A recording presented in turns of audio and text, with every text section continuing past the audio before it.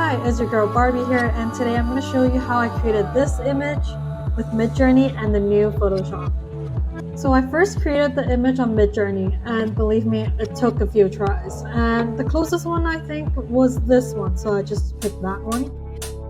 And then it's time to put it into Photoshop. Not the normal Photoshop, but the new Photoshop, which is in beta still, with the Generative AI embedded in the software.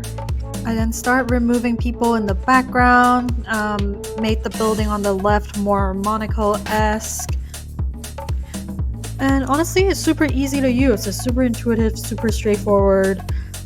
You don't have to be skilled in Photoshop to understand how to use it. And here I'm just looking at different Formula One cars and see what it generates, but it doesn't seem to know what it is and it's just giving me random Ferrari cars.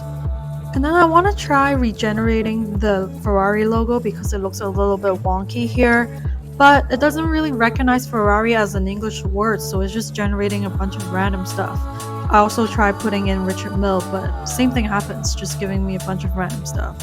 So this is the final product. Let me know what you think.